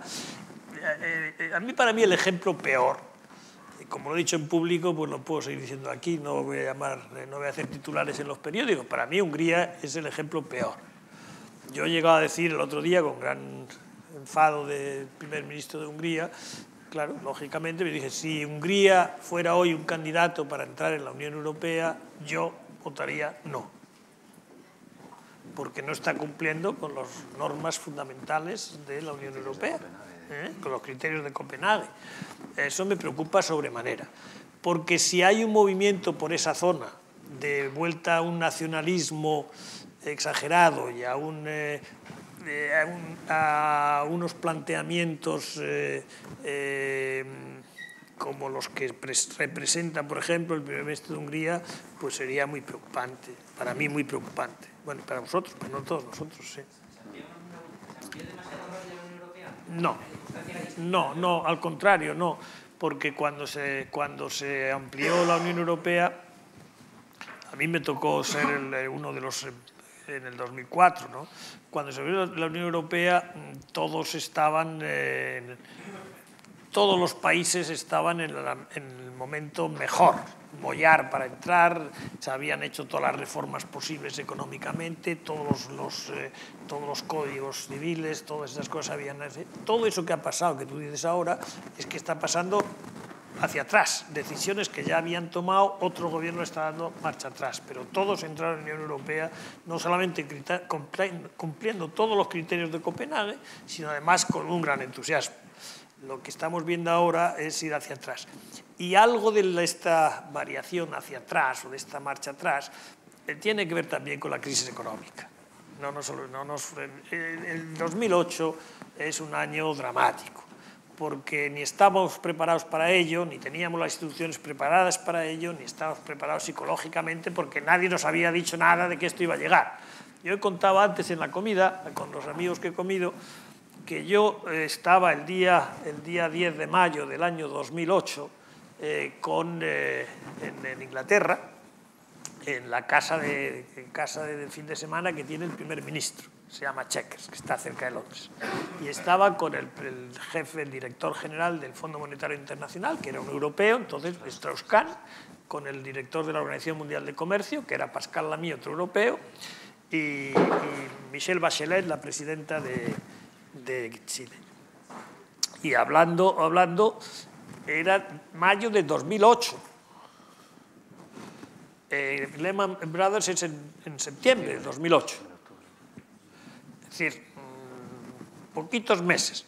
Pues os puedo decir que hasta los postres no se habló nada de las subprimes, de las hipotecas basura. Y se dijo por parte de los que sabían, yo de eso sé poco, sabía poco y no hablé mucho de eso. Esto no llegará a Europa. Estamos desacoplados económicamente todavía en estos temas financieros. Fijaros la genialidad. Estábamos diciendo en mayo. En septiembre, Lehman Brothers se hunde y nos vamos todos al garete, ¿no? Porque estábamos ya hasta aquí, los bancos europeos, de subprimes y de porquería que todavía no se habían dado cuenta los dirigentes políticos que estaban ya. Es decir, tuvimos un desconcierto sobre la crisis muy grande, por no la falta de información y por falta de instituciones. Las instituciones, fijaros que el Tratado de Lisboa se aprueba en el año 2009, es decir, se aprueba un poquito después de la crisis. No estaba preparado mucha de la estructura para tomar las riendas colectivamente de un problema de esta dimensión. Y todavía vamos a sufrir las consecuencias de esta crisis mucho tiempo. Y lo que hay que hacer ahora es volver a juntarnos solidariamente, porque saldremos mejor juntos que separados. Lo que pasa es que las divergencias aparecen y aparecen por eso. Por lo tanto, es un doble esfuerzo que hay que hacer. El que habría que hacer en cualquier caso y que hay que hacer a causa de la crisis. Luego vamos atrás. Aquí hay dos, luego otras dos palabras pedidas atrás. Sí, buenas tardes. Miquel Antón, de Acción Exterior del Gobierno Vasco. Simplemente era una pregunta sobre política monetaria, sobre tema monetario. Han comentado al inicio de su intervención que el euro estaba de alguna manera, no creo que esté finiquitado el asunto, pero que de alguna manera se han puesto las bases, la estructura, etcétera, etcétera, para un euro sólido en el futuro. Ha hecho mención también a China, a los países del Golfo, que en mi opinión son países largamente dependientes de la política monetaria americana, del dólar en concreto. China en concreto tiene, creo que de los 4 trillones, trillones ingleses, o 3 tal vez, no sé, no recuerdo, de dólares que tienen reservas, actualmente tiene como, hasta donde yo sé, como un 25% de euros, un 65% de dólares y el resto yenes, de libras, etcétera. En cualquier caso, hay movimientos. Los chinos están tratando de potenciar instituciones de inversión en el Oriente. Incluso los países del Golfo también están tratando de lanzar instituciones similares. Podemos estar asistiendo al principio no sé si algo más que el principio del final de la hegemonía del dólar, y en su caso, si eso llegara en un no sé si corto o medio plazo, ¿qué consecuencias podría tener el escenario internacional? Bueno, vamos a ver. Si esta conversación la tuviéramos o la hubiéramos tenido hace 2 años, te contestaría de otra manera que te voy a contestar. Hace 2 años es el momento en que las líneas de crecimiento de China corta el crecimiento de Estados Unidos. En paridad de poder de compra. En paridad de poder de compra y no per cápita, evidentemente, ¿no? Y China se convierte en la primera potencia económica, el primer país en Producto Interior Bruto en paridad de poder de compra. China crecía entonces al 10%, 8%, 10%. Ha estado 30 años creciendo al 10%. Ha empezado a bajar. ¿Cuál es el problema que yo veo hoy? Por eso el mundo ha entrado en una crisis muy importante porque China ha dejado de crecer al 10% y crece nominalmente, según el objetivo del año 2015, al 7%. Bueno, esos 3 puntos de bajada de China, en estadísticas, ya están teniendo unos efectos tremendos. Esa bajada de la capacidad exportadora de China ha tenido espectaculares ejemplos en Brasil, en Latinoamérica. Latinoamérica está creciendo muy poquito porque China ha dejado de crecer 3 puntos. las materias primas que compraban a lo que ha sido el boom de Latinoamérica han sido las materias primas compradas por China. Fijaros que Estados Unidos no crecía, Europa no crecía, por lo tanto nosotros no comprábamos nada, comprábamos muy poco. Creíamos exportar, pero comprábamos muy poco. El gran comprador, el gran motor era China. Y China muy probablemente hoy no esté creciendo ni al 7%. Es decir, China, los datos de China son datos serios, son de un gobierno serio, pero a veces se equivocan. Por faltas matemáticas o por faltas políticas, ¿no? Pero se equivocan. Y entonces cuando tú compuras, por ejemplo, la cantidad de luz que se gasta, pues no es compatible con un crecimiento X, o cuando tú calculas por otros mecanismos, bueno, total, que podemos estar en una situación que China esté creciendo un poco menos. Y eso sí que hace que toda la economía global baje. Fijaros que del año 8 al año 11, como decía al principio, el crecimiento de la economía global fue del 2,5%. Y eso lo mantenía China. Bueno, China más India, pero fundamentalmente 3/4 partes de eso China. Ahora, ¿quién va a mantener ese 2,5% de crecimiento para mantener la economía global? Europa no puede, no llega a crecer el 2,5%. China ha bajado 3 puntos. India ha bajado un poquito también. Brasil ha bajado. Indonesia ha bajado. Turquía ha bajado. Todos los que estaban creciendo más están bajando y poniéndose en el orden de los 4%, una cosa así, 5%. Estados Unidos es el único que puede tirar. Y Estados Unidos está tomando, el último trimestre ha crecido a más del 3%, 3,6%. Me parece que es. Las cifras no me las miréis al milímetro, que a lo mejor me equivoco, pero vamos, el 3% seguro. Es decir, está empezando ya a salir de la zona del 1%, 2%, ya salir al 3% es un buen salto, porque es una economía importantísima, creciendo al 3% es como China creciendo al 8%, ¿no? Yo creo que eso no va a cambiar. Esto tiene, durante una temporada larga todavía, tiene un dominio el dólar muy importante. Lo que sí es verdad es que en la bolsa de monedas, en la cesta de monedas, la moneda china tendrá que entrar. Y ese es uno de los grandes cambios que tienen que aceptar las instituciones financieras globales. El Fondo Monetario Internacional tiene que aceptar que el peso del renminbi, de la moneda china, empiece a contar en la cesta de monedas. Y eso lo quieren mucho los chinos.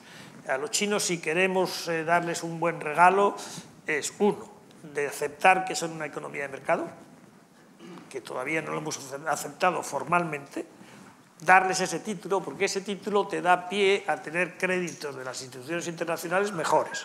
Y eso todavía no se lo hemos dado colectivamente. El Fondo Monetario Internacional no se lo ha dado. Pero eso lo deberíamos dar y se lo daremos relativamente pronto, yo creo.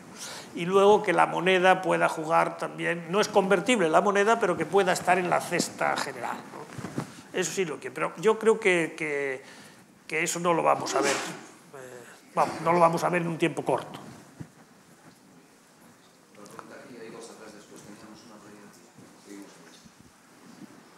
En su breve exposición ha mencionado que la crisis siria deberíamos atender al origen y la causa de los refugiados. Y a todo esto me llega la impresión de que los refugiados creo que se va a utilizar de pretexto para una intervención, ya sea militar, económica, etcétera, que no sé muy bien qué se está barajando y me gustaría saber, para una pugna real entre el globo, la OTAN, Estados Unidos contra Rusia, cosa que también estamos viendo en Ucrania. Entonces, ¿qué intervención cree que se va a barajar, si es que se llega a intervenir, y si es de verdad que se está utilizando de pretexto a los refugiados? Bueno, yo creo que, bueno, primero, mencionar la OTAN siempre que queráis, pero la OTAN no está jugando ningún papel en nada de lo que estamos hablando aquí. Yo no la he mencionado nunca porque no tiene papel que jugar, no está jugando. Así que no os obsesionéis con que siempre es la OTAN la que hace las cosas cuando son las malas. Hoy no, ahora en este momento no está haciendo nada. Vamos a ver. Los refugiados yo creo que no se están utilizando como arma para poder armarse, ¿no? es lo que me quieres decir. No, mira, si hay alguna intervención, será una intervención contra ISIS. Y esa intervención jamás la hará la OTAN, jamás. Lo pueden hacer países de la OTAN. Como sabéis, ayer empezó Francia, bombardeó ayer, una cosa que a mí me sorprendió porque en plena Asamblea General de Naciones Unidas quiso dejar que ellos iban a hacer eso, ¿no? Yo creo que no hay otros, no va a ser una operación de... Fíjate que el que quiere organizar esa coalición es Putin. El que ha dicho ayer que quiere organizar esa coalición para luchar contra ISIS es Putin, que evidentemente no es la OTAN, ¿no? Y vamos a ver cómo se acuerda eso. Pero en ningún caso los refugiados han servido de shake-up, ¿no? Pero más bien para buscar la paz en Siria que para ISIS. Los refugiados no vienen por ISIS, bueno, bien, algunos vienen porque ISIS ha entrado en Siria, pero fundamentalmente están huyendo de la guerra en Siria, de la guerra en Siria. Y de la guerra en Siria no en la parte que está dominada por ISIS. Algunos se dan asustados por lo que ISIS puede hacer si sigue ganando, ¿no? Pero se están yendo todavía por los bombardeos de la parte más occidental. Vamos a ver, y de otra parte también se está aumentando el flujo de refugiados porque Turquía ya no está aceptando refugiados. Turquía tenía 1,5 millones de refugiados, casi 2 millones de refugiados ha llegado a tener y ya no quiere aceptar más. Entonces Turquía los está dejando salir y los que salen de Turquía por las islas a Grecia y de Grecia pues ya están en Europa, ¿no? Eso yo creo que es más importante que ninguna otra cosa en este momento desde el punto de vista de los refugiados. Pero no utilización malévola de los refugiados para generar batallas, no lo creo, al contrario, más bien para generar solidaridad. ¿Y la intervención de Europa, que ha dicho que tenía que atender a las causas, en qué se va a salir? La intervención de Europa es para hacer... ¿Solo paliar el problema o atacar a la causa? No, yo para intentar resolver la crisis política de Siria, acabar la guerra de Siria, mediante la diplomacia. Tiene ya unas personas, hay una persona encargada por el Secretario General de Naciones Unidas, que es un italiano, un español, un italiano de mistura, pero es casi español también, habla castellano perfectamente, que es el que está diseñando lo que yo os he dicho, cómo se podría llegar a que todas estas cosas dentro de Siria y los países de alrededor de Siria, más las grandes potencias, pudieran llegar a algún tipo de acuerdo político. Mirad, si hubiera soldados sobre el terreno, serían soldados de Naciones Unidas después de haber llegado a la paz. Es decir, fuerzas de mantenimiento de la paz, como se hizo en Bosnia, por ejemplo. Se llega a un acuerdo y luego se despliegan fuerzas para que el acuerdo se mantenga, ¿eh? Pero vamos, eso lo veo todavía muy difícil y muy lejano en el tiempo. De hecho, sí que me gustaría mencionarles que sí que se han hecho intervenciones militares por parte de Gran Bretaña, Estados Unidos y otros países. Sí. De Irak contra el Estado Islámico. De hecho, ya se ha Sí, hombre, claro, no. Yo digo, te he dicho yo que ayer también lo ha hecho Francia, ¿no? sobre el terreno. No. ¿Soldados en el terreno? No. Operaciones especiales. Vamos a cambiar, disculpad, que hay preguntas. No, soldados no hay de... No se ha desplegado ninguna base permanente, pero sí se... Gracias. Entre tanto hay otras preguntas. Yo sugeriría, si hay algo que la Unión Europea puede hacer antes de pensar qué hacer en lo militar, que es unificar asilo y refugio dentro de Europa. ¿Por qué tener 28 políticas de asilo y refugio cuando tenemos capacidad competencial para tener una única política? En eso sería una herramienta importante ahí, ¿no? Pero disculpa y continuamos. Gracias. Buenas tardes. Bueno, ha salido ya varias veces el tema de Rusia y a mí me gustaría preguntar por el conflicto que hay entre Rusia y Ucrania, porque no sé, yo estoy bastante preocupado sobre todo por lo que has comentado al inicio de la charla y en mi opinión yo creo que la respuesta en la Unión Europea ha sido bastante tímida con el conflicto que ha habido con Ucrania. No sé si es porque tenemos miedo a meternos en una especie de tercera guerra mundial o si porque Alemania no quiere que le corten el gas, que todos sabemos que viene desde Rusia. Entonces, a mí me gustaría preguntarte por tu opinión a ese respecto y sobre todo que me corrijas si no es correcta mi opinión sobre que la respuesta de la Unión Europea ha sido muy tímida. Vamos a ver, te voy a contestarlo con toda honestidad. Mira, yo ese conflicto, sobre todo el conflicto de Ucrania, lo conozco desde hace muchos años.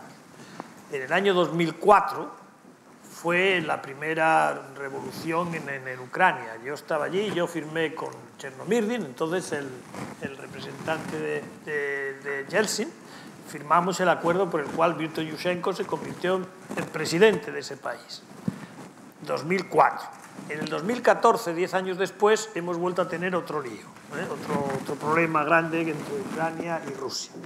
Este más difícil porque la posición de Rusia ha sido no solamente jugar con el gas, sino quedarse con Crimea. Y eso sí que es algo que lo tenemos que apuntar, no puedes dejar pasar eso. Lo cual no quiere decir que tenga que ir a la Tercera Guerra Mundial por resolver el problema de Crimea. Yo eso no lo haría.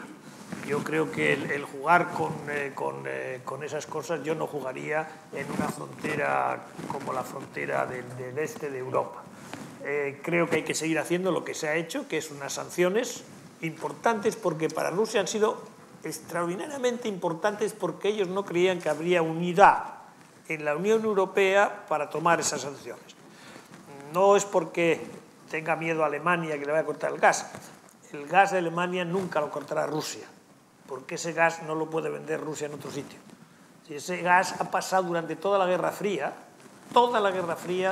a Berlín no le ha faltado, a Bonn no le ha faltado el gas que necesitaba por parte de Rusia. Así que ahí hay una tradición de relación, incluso en la Guerra Fría, entre Alemania y Rusia en el tema de la energía, porque uno tiene el producto y lo tiene que vender y el otro necesita el producto y lo tiene que comprar. No tienes dónde llevarlo porque es gas y el gas tiene una tubería y la tubería va desde allí hasta allí y no puede ir a otro sitio. Así que iba desde aquí hasta allá y lo han usado siempre, la tubería siempre se ha usado. Y nunca ha fallado, nunca ha fallado. Ha fallado en Ucrania. En Ucrania sí falló hace 10 años y 12 años. Falló. Ahora ya no puede fallar, porque ahora mismo si Ucrania hace bien las cosas podrá ser autónoma de Rusia en gas y se convertirá en un país de tránsito para otros países, pero su propio consumo lo puede tener de su propio territorio. Todavía no, pero vamos, en un año y medio, una cosa así, lo podrá tener. Por lo tanto, el conflicto tomará otra dimensión distinta desde el punto de vista del gas. Por otra parte, si habéis leído la prensa de ayer por la mañana, hay algo muy importante en la prensa internacional económica que dice Gazprom, que es la compañía fundamental de gas de Rusia, acuerda con la Unión Europea un acuerdo que llevaba 4 o 5 años sin cerrarse. ¿Qué es lo que está pasando?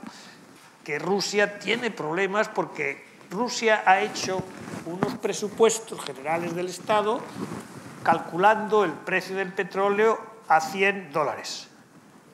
El precio del petróleo hoy está a 40. Algunos observadores dicen que puede llegar a 20. Yo creo que no va a llegar a 20, pero se va a quedar bastante tiempo alrededor de los $50. Y con $50 el presupuesto de Rusia les queda como la mitad del ingreso que trae el petróleo. Por lo tanto, una cosa bien difícil de absorber para Rusia, que nada tiene que ver la Unión Europea con eso, es el comercio mundial. El precio del crudo no lo fija Europa, lo fija el mercado mundial, internacional. Lo fija más importantemente Arabia Saudita que nosotros, ¿no? Pero fijaros, eso es lo que hace que la frontera entre Europa y Rusia sea una frontera tan interdependiente, que yo sería muy poco partidario de elevar el nivel de tensión a una zona potencialmente militar. Estaríamos jugando con armas nucleares, estaríamos jugando con algo que yo, desde luego, no estaría dispuesto a jugar. Yo soy muy poco partidario de que esa frontera se eleve la tensión. Hay que mantener una cierta tensión, porque han hecho algo que no es aceptable, pero yo creo que hay que seguir hablando y generando líneas de contacto entre Europa y Rusia. Hay 2 palabras repetidas. Nos quedan unos 10 minutos de debate para ver cómo continuamos. Bueno, muy buenas tardes. Intentaré ser lo más breve posible. Me sentaba yo ahora unos cuantos meses ya con un brigadier general británico y un coronel americano, ambos retirados en un pub. Y me decía el británico, "Buah, lo de ISIS lo solucionamos con 3 brigadas", decía. ¿Con 3? Con 3 brigadas, decía. Con 15.000 personas las metemos allí y se soluciona rápidamente. El americano asentía. Bueno, yo lo mismo lo calcularon ellos mal. Pero es mi impresión que tanto Saudi Arabia como Jordania tienen capacidad para hacer eso, si es tan sencillo. Por tanto, ¿a qué podría deberse la reticencia de las potencias locales a solucionar ese problema? Si tan sencillo resulta. Pues yo creo que ese coronel o lo que fuera no estaba jubilado, lo habían echado.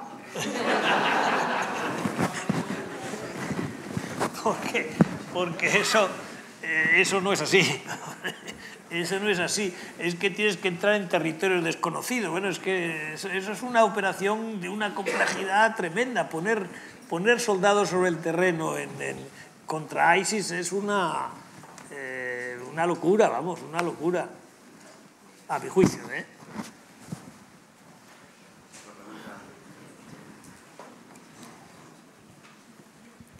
Buenas tardes.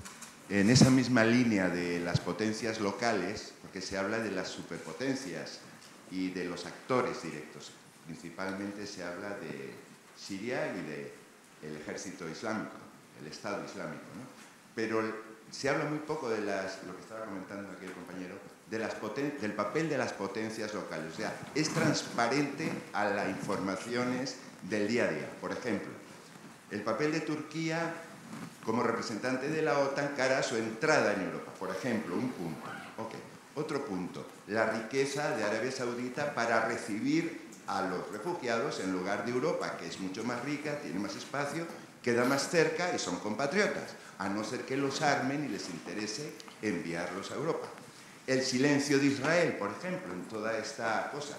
Y por último, los que reciben los sopapos, los kurdos, de los cuales nadie se acuerda.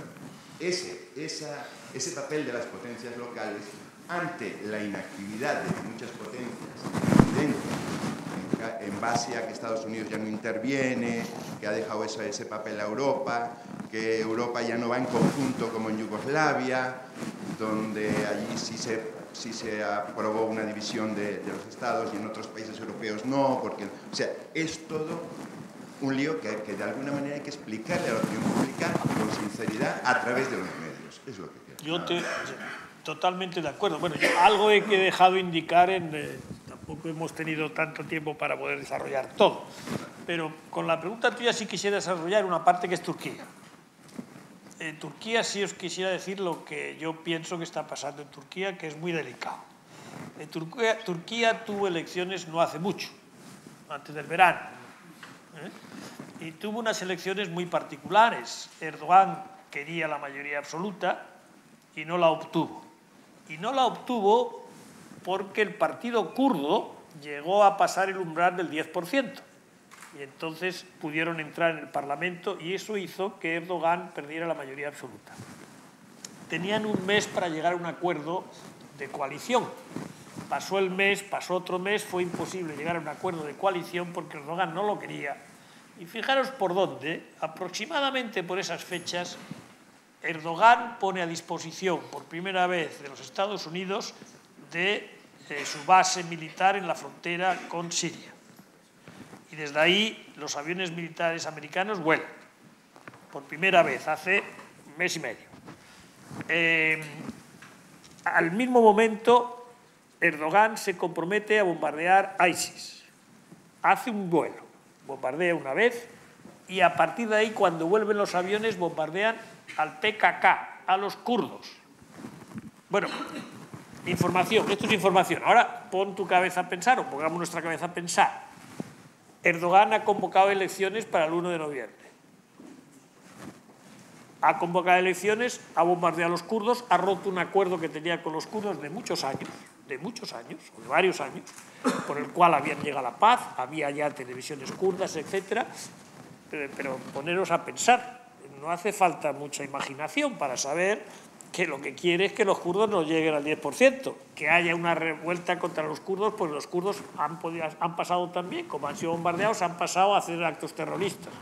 Y la situación en Turquía es muy mala. Y lo que quiere Erdogan, a mi juicio, y esto ya es mi juicio, quiere la mayoría absoluta. Y quiere la mayoría absoluta para cambiar la Constitución. Y quiere cambiar la Constitución para hacerse un régimen que es parlamentario y hacerle presidencialista. Y que el presidente de la República, que sería él, es el mandamás, digamos.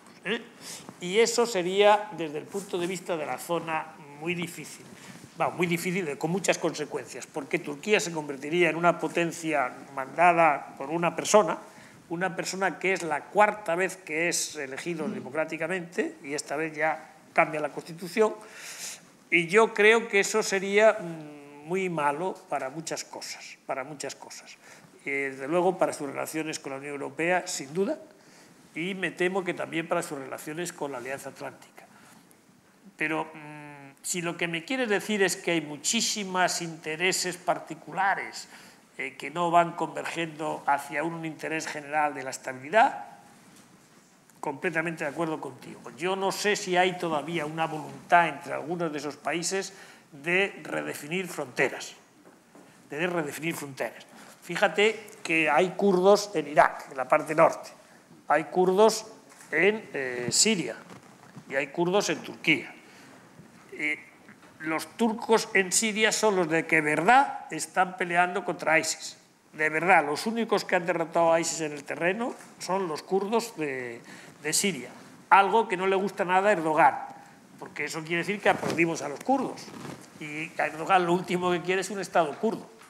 Entonces, fijaros la cantidad de problemas que hay que no nos damos... nosotros miramos con el gran angular. Y si miras con el zoom, ves una cantidad de cosas que tienes que meterlas. El gran angular te da una primera impresión y luego el zoom te da... Y hay gente que solo mira con el gran angular. Otros tenemos la obligación de mirar también con el zoom, ¿no? Y yo estoy de acuerdo completamente con lo que has dicho. Bueno, también hay buenas prácticas. El Líbano tiene 1.100.000 refugiados, que es la población de Bruselas. Oye, ¿Jordania? O sea, también hay Jordania, tiene solamente en un centro de refugiados 85.000 solo en un centro de refugiados. Así que hay dos preguntas. La propuesta sería lanzarlas no sincrónicamente, una y otra, responder a las dos para cubrir. Hay una tercera. Rápido, 3 preguntas. Por favor, ser sintéticos y tratamos de converger ya en una única respuesta. Había 1, 2 y 3 y lo logramos así. Una rapidísima. ¿Sería deseable, en su opinión, la creación de un ejército europeo? Ejército europeo. Había otra pregunta por ahí en el centro y otra aquí, si os parece. Más que una pregunta, es una reflexión rápida que quiero compartir y ver cómo reaccionas tú ante ella.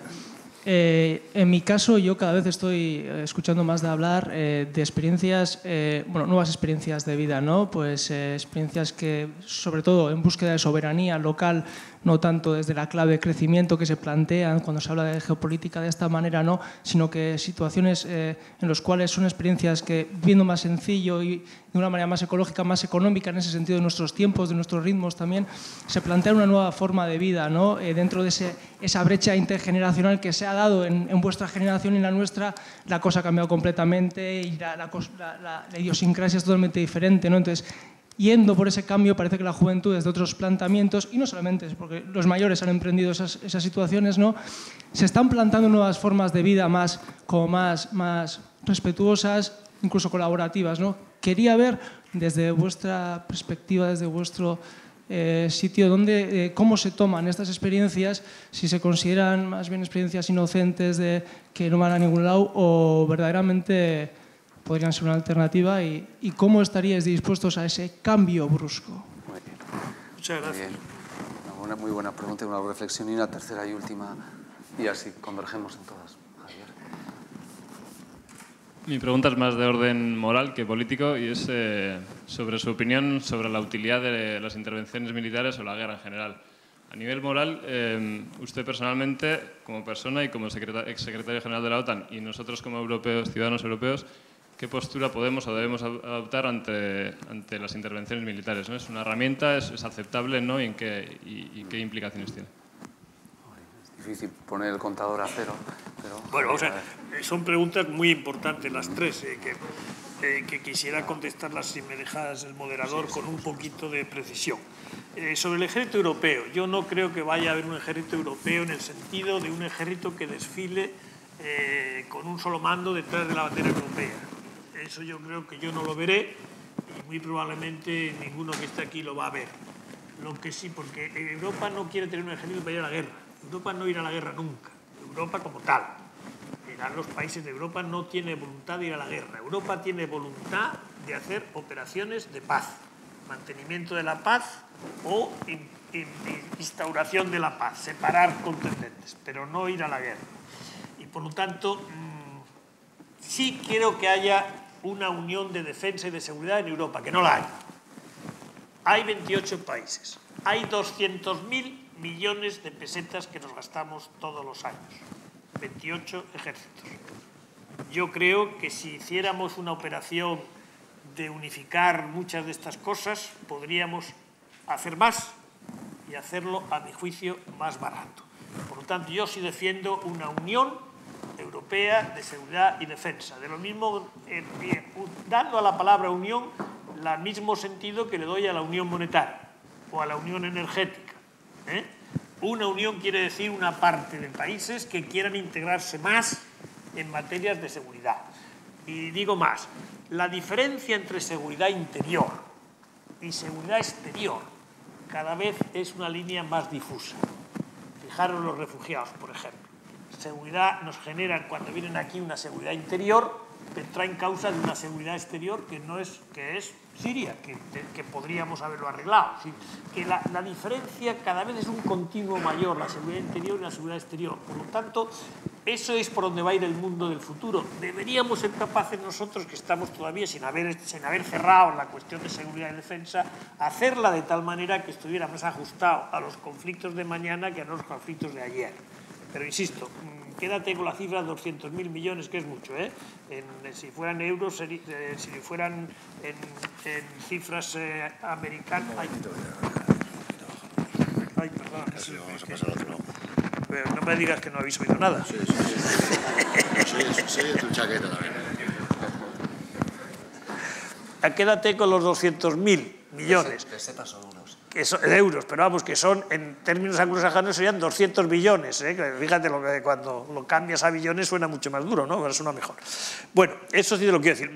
Sobre el cambio de vida que has dicho, el cambio de vida de la gente más joven. Yo no quiero ser naïf, no quiero ser ingenuo. Ya he vivido mucho y no tengo tiempo para ser ingenuo. Pero creo que tenéis mucha razón. Y que creo que todas esas experiencias son experiencias que tendrán su fruto. Hay muchísimas cosas que hacer nuevas. La innovación es algo absolutamente fundamental. No hay que repetir lo que ya se ha hecho. Hay que imaginarse cosas nuevas. Mirad, vas a vivir, no sé cuántos años tienes, pero vas a vivir en un momento en que los robots van a quitar mucho empleo.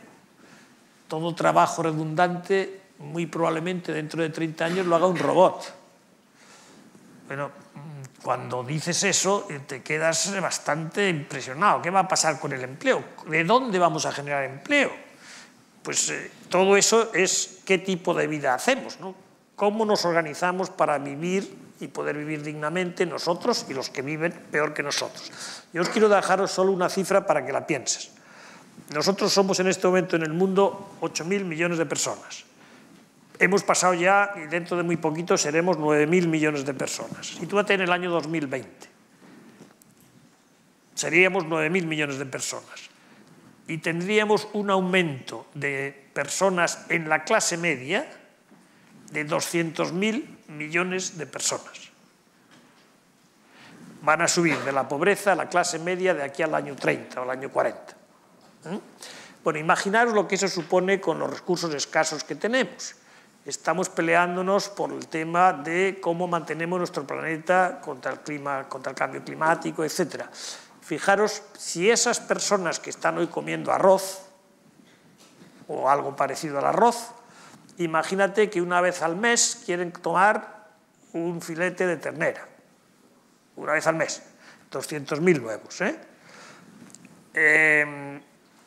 para producir, vosotros ya no hacéis ganadería casi, pero para producir 30 kilos de carne necesitas un estadio de fútbol como el de la Real Sociedad. pues ahí te dejo con eso. Piénsatelo, porque eso te va a tocar. A mí ya no me va a coger. Pero a ti te coge seguro, ¿eh? Y más nos vale que vayamos pensando en estas cosas. No son dramas, pues son resolubles. Son resolubles, pero hay que cambiar mucho la mentalidad. Y eso te digo para la carne, y para el agua, y para el agua. Si ya no hay agua en China casi.